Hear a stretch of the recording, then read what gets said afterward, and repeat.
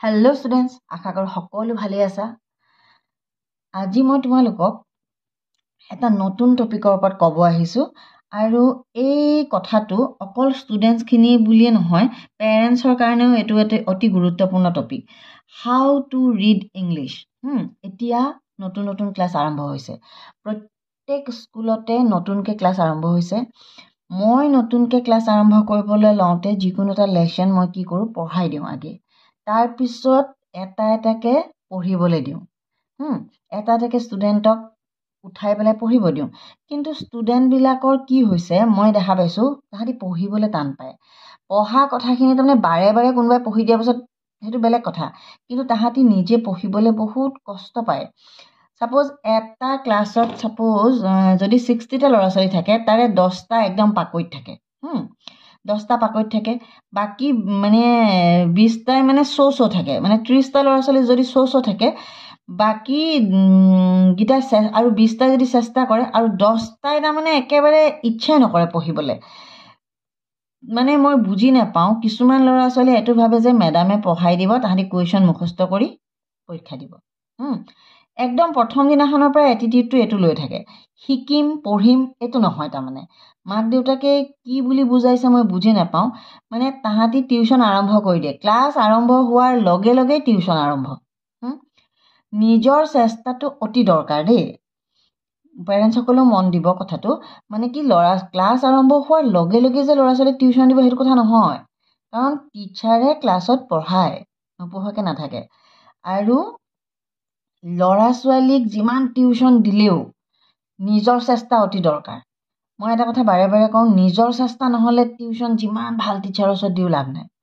নিজৰ চেষ্টাটো কেনেকৈ লাগিব চাওক। মেইনলি এতিয়া ল'ৰা ছোৱালীয়ে কয় ইংলিছ টান। শুনক হা, ল'ৰা ছোৱালীয়ে ইংলিছ পঢ়িব শিকিব লাগিব। যিকোনো বস্তু পঢ়িলে উজু হৈ যায়। যদি ল'ৰা ছোৱালীখিনিয়ে ইংলিছ পঢ়িব জানে, তেতিয়া তাহাঁতি প্ৰত্যেকটো লেচন বুজি পাব। আপোনালোকে ইংলিছ পঢ়োৱা কেনেকৈ প্ৰেক্টিছ কৰাব ল'ৰা ছোৱালীক, প্ৰত্যেকজন পেৰেণ্টছে প্লিজ মন দি শুনক। হাউ টু ৰিড ইংলিছ, টিচ হাউ টু ৰিড ইংলিছ। আপোনালোকে এনেকৈ কৰিব যে ল'ৰা ছোৱালীক ওচৰত আপোনালোকে বহিব, টেক অনলি ওৱান পেৰেগ্ৰাফ, মাত্ৰ এটা পেৰেগ্ৰাফ আপোনালোকে ল'ৰা ছোৱালীক ল'ব। মানে এটা সৰু পেৰেগ্ৰাফ লওক, যাতে 10 মিনিটত শেষ হৈ যায়। সৰু পেৰেগ্ৰাফ এটা, বহুত দীঘল তাহাঁতক এনেও নিদিব। তেতিয়া আৰু বি উইথ দ্য চিল্ড। আপোনালোকে ল'ৰা বা ছোৱালীজনীৰ কাষত, বা যদি দুটা ল'ৰা ছোৱালী হয় বা তেতিয়া চিলড্ৰেন, য'ত আপোনালোকে ল'ৰা ছোৱালীৰ কাষত বহি থাকিব। ল'ৰাটোৰ বা ছোৱালীজনীৰ বা দুটা যদি ল'ৰা ছোৱালী হয় তেতিয়া চিলড্ৰেন হ'ব, এইটো প্লুৰেল ফৰ্ম। তেতিয়া আপুনি ল'ৰা ছোৱালীৰ কাষত বহি তাহাঁতক পঢ়িবলৈ দিব। একবাৰ প্ৰথমতে আপুনি পঢ়ি দিব। তাৰপিছত বাচ্ছাটোৰ কাষত বহি আপোনালোকে থাকিব, তাহাঁতক পঢ়িবলৈ দিব মাত্ৰ এটা paragraph. Take only one paragraph, এটা পেৰেগ্ৰাফ, সৰু পেৰেগ্ৰাফ এটা দিব। Don't help them to read. আপোনালোকে তেখেতক কৈ নাথাকিব। তাহাঁতি যেতিয়া পঢ়িব, আপোনালোকে আকৌ মাজে মাজে কৈ নাথাকিব। তাহাঁতক ক'ব যে তুমি পঢ়াচোন, তুমি পাৰিবা, মই চাইছোঁচোন, তুমি পাৰিবা, তুমি পঢ়া। তাহাঁতক তাৰমানে আপুনি এনকাৰেজ কৰিব পঢ়িবলৈ। আপুনি মাজে মাজে সহায় নকৰিব। Let them do mistake. তাহাঁতক যিমান পাৰে, ভুল কৰিলেও কথা নাই, ভুলটো হ'বই। ভুল হ'লেহে ল'ৰা ছোৱালীয়ে শিকিব। ভুল হ'লেও পঢ়িব দিব। তাৰপিছত কি ক'ব, right down the ৰংলি pronouns word. তাহাঁতি যিটো ৱৰ্ড পঢ়িব পৰা নাই বা ভুলকৈ প্ৰনাউন্স কৰিছে, সেই ৱৰ্ডটো এটা নোটবুকত আপোনালোকে লিখিবলৈ ক'ব। তাহাঁতকে লিখিবলৈ ক'ব। যিটো ৱৰ্ড তোমালোকে টান পাইছা, সেই ৱৰ্ডবোৰ কিনাৰত লিখি যোৱা। নোটবুক এখন লৈ ৱৰ্ডবোৰ লিখি যোৱা। তাৰপাছত segregate those words as per phonic rules. মানে সেই ৱৰ্ডটো এতিয়া চাব দেই, প্ৰনাউন্সড। এইটো কেনেকৈ তাহাঁতি প্ৰনাউন্স কৰিব। PRO noun, NOUN noun, CED প্ৰনাউন্সড। তাহাঁতক তেনেকৈ ক'ব। এইটো ছাপ'জ ছেগ্ৰেগেট, GRE গেট, GATE ছেগ্ৰেগেট। তাহাঁতক তেনেকৈ আপুনি মানে চিলেবল ভাঙি ৱৰ্ডবিলাক ফনিক ৰুলছ মতে শিকাই দিব লাগে। তাহাঁতক নোৱাৰাখিনি আপোনালোকে লিখিব দিব নোটবুকত। তাৰপিছত আপোনালোকে ফনিক ৰুলছ মতে চিলেবল ভাঙি শিকাই দিব। Make them practise for those word. আৰু সেই নোৱাৰা ৱৰ্ডকেইটা তাহাঁতক আপোনালোকে প্ৰেক্টিছ কৰিব দিয়ক। মই কেলে বাৰে বাৰে এটা কথা কৈছোঁ, এতিয়া ছাপ'জ 6ৰ পৰা মেক্সিমাম স্কুলত একেখনেই বুক, NCERT বুকবিলাক আছে। আৰু 6ৰ পৰা যিবিলাক বুক দিয়ে NCERTয়ে যথেষ্ট ধুনীয়া বুক, তাৰমানে একদম সুন্দৰ। আৰু তাৰ প্ৰত্যেককেইটা পেৰেগ্ৰাফ যদি ল'ৰা ছোৱালীয়ে মানে হৃদয়ংগম কৰিব পাৰে, মানে ইনটেক্ট কৰিব পাৰে, তেতিয়া ল'ৰা ছোৱালী মানে এই যে আনচিন পেৰেগ্ৰাফ এটা আহে নে নাই, আনচিন পেৰেগ্ৰাফত কেতিয়াও প্ৰব্লেম নহয়। তাৰমানে তাহাঁতৰ ৱৰ্ড ষ্টক বহুত বাঢ়ি যাব। তাহাঁতি যেতিয়া ইংলিছ পঢ়িবলৈ ল'ব তেতিয়াই তাহাঁতৰ তাৰমানে কম্পজিশ্যনত কোনো প্ৰব্লেম নাথাকে। তাৰমানে তাৰপিছত কি কৰিব, এগেইন মানে তাহাঁতি যেতিয়া প্ৰেক্টিচ কৰিব, হয় নাই, তাহাঁতক মেক দেম প্ৰেক্টিচ, তাহাঁতি বাৰে বাৰে সেই নোৱাৰা ৱৰ্ডকেইটা যেতিয়া প্ৰেক্টিচ কৰিব, তেতিয়া তাহাঁতক কি ক'ব, again tell them to read loudly the same paragraph.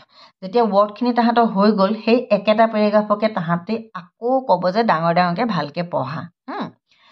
Motivate them to do ছ'। তাহাঁতক মানে এইটো কৰিবলৈ, কিছুমান ল'ৰা ছোৱালী আজিকালি মোবাইল মাৰি মাৰি বহুত এনচিয়াছ হৈ থাকে, বহুত এনজাইটি হৈ থাকে তাহাঁতৰ ভিতৰত। এবাৰ নোৱাৰিলে তাৰমানে ল'ৰা ছোৱালীবোৰে আজিকালি কি হৈছে, মই নোৱাৰোঁ আৰু বহি দিয়ে। তাৰমানে তাহাঁতি মনৰ জোৰ নাই।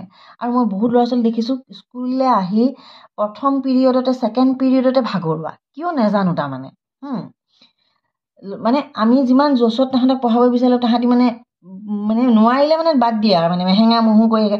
ভিতৰৰ পৰা যিটো চেষ্টা থাকিব লাগে, সেই চেষ্টাটো নাথাকে ল'ৰা ছোৱালীবিলাকৰ।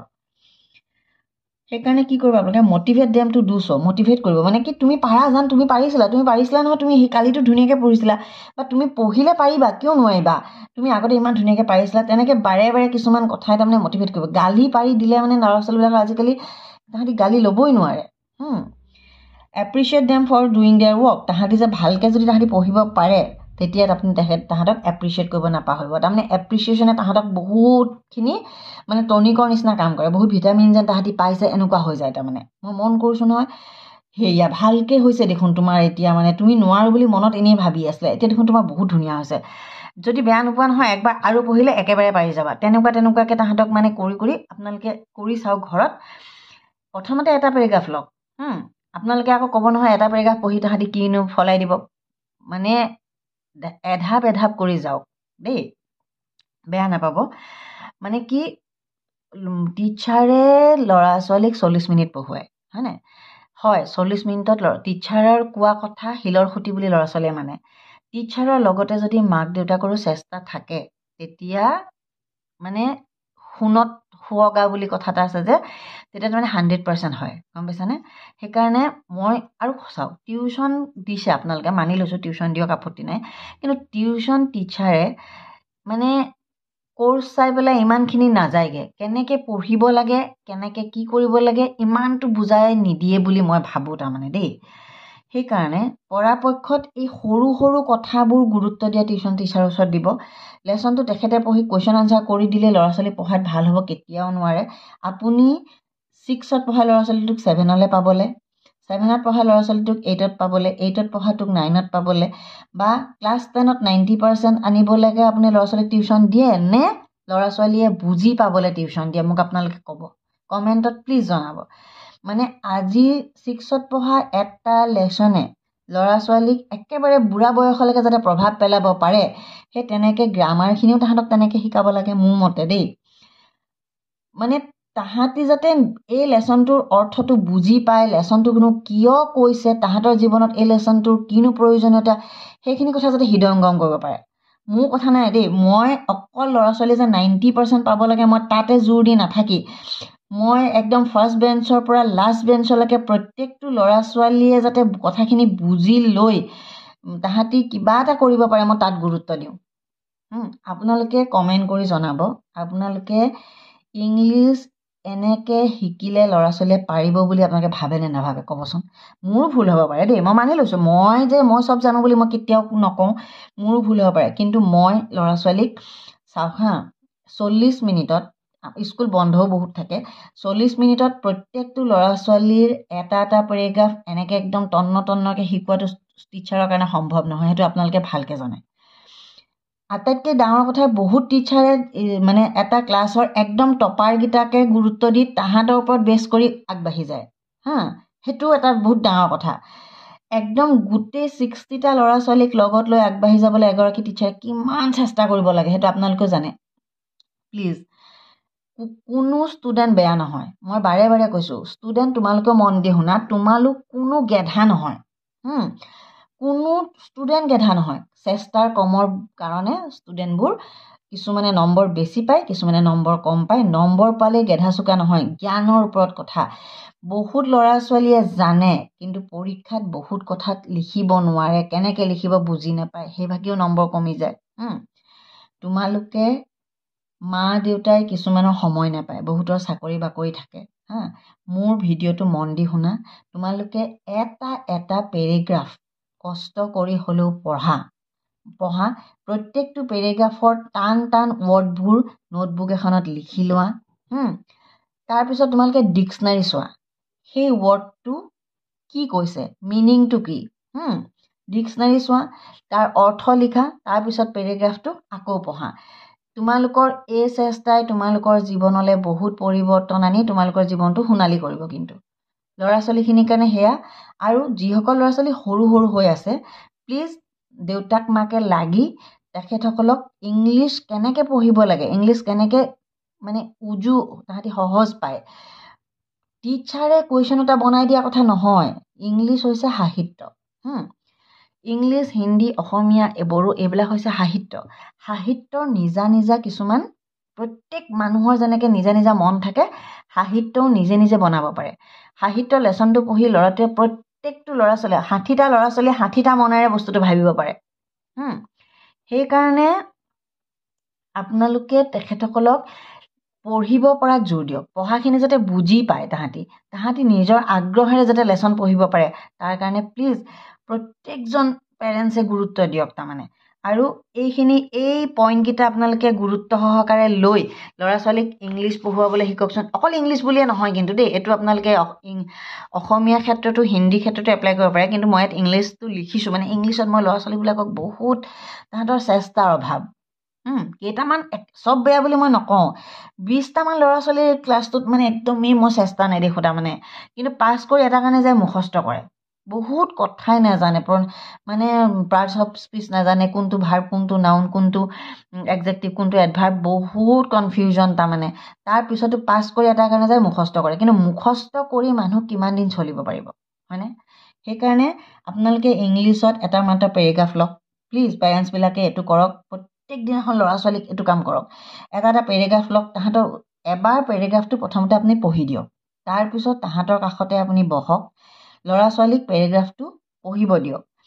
মানি লৈছোঁ তাহাঁতি টান পাব, টান পালেও আপুনি মাজত সহায় নকৰিব। আৰু তাহাঁতি যেতিয়া ভুল কৰিব, সেই ভুল শব্দকেইটা তাহাঁতি লিখিব দিয়ক এখন নোটবুকত। আৰু সেইখিনি আপুনি ডিক্সনাৰী চাই পেলাই তাই অৰ্থ লিখিব দিয়ক। প্ৰনাউন্সিয়েশ্যনখিনি আপুনি ভাঙি ভাঙি, চিলেবল ভাঙি ভাঙি, ফনিক ৰুলছ মতে আপুনি তাহাঁতক প্ৰনাউন্সিয়েশ্যনখিনি লিখি দিব। তাৰপিছত তাহাঁতক প্ৰেক্টিছ কৰিব দিব সেই শব্দকেইটা। আকৌ গোটেই পেৰেগ্ৰাফটো প্ৰথমবাৰ এবাৰ পঢ়িব দিয়ক। তাৰপিছত তাহাঁতি যে পঢ়িব পাৰিছে তাৰ কাৰণে আপুনি মটিভেট কৰক তাহাঁতক, আৰু এপ্ৰিচিয়েট কৰিব নাপাহৰিব। তাৰপিছত মই শিকাম এই ল'ৰা ছোৱালীখিনিয়ে কেনেকৈ শ্বৰ্ট চাউণ্ডছ থাকে, লং চাউণ্ড থাকে, ডায়েগ্ৰাফ কোনবিলাক থাকে, মেজিক, এনেকুৱাবিলাকৰ মই এতিয়া ভিডিঅ'টো বেছি দীঘলীয়া হৈ যাব। আজিকালি বেছি দীঘলীয়া ভিডিঅ' হ'লে ল'ৰা ছোৱালীয়ে চাবও নোখোজে। গতিকে যদি আপোনালোকৰ এই ভিডিঅ'টো ভাল লাগিলে প্লিজ লাইক এটা কৰিব। আৰু যিসকলে ভাবিছে যে আমাৰতো এতিয়া ধৰক আমাৰ ল'ৰা ছোৱালী নাই, এনেকুৱাখিনি প্ৰয়োজনো নাই, তেনেকৈ যদি আপোনালোকৰ চিনাকি কোনোবা কাৰোবাৰ ঘৰৰ ল'ৰা ছোৱালী আছে, প্লিজ ভিডিঅ'টো শ্বেয়াৰ কৰি দিব। যিসকলে নতুনকৈ চেনেলটো ক্লিক কৰিছে তেখেতে প্লিজ চেনেলটো ছাবস্ক্ৰাইব কৰি দিব। আজিলৈ আহোঁ, লগ পাম আন এটা ভিডিঅ'ত। মই ইয়াৰ পৰৱৰ্তী ভিডিঅ'টোত মই শিকাই আছোঁ ডিক্সনাৰী কেনেকৈ চাব লাগে।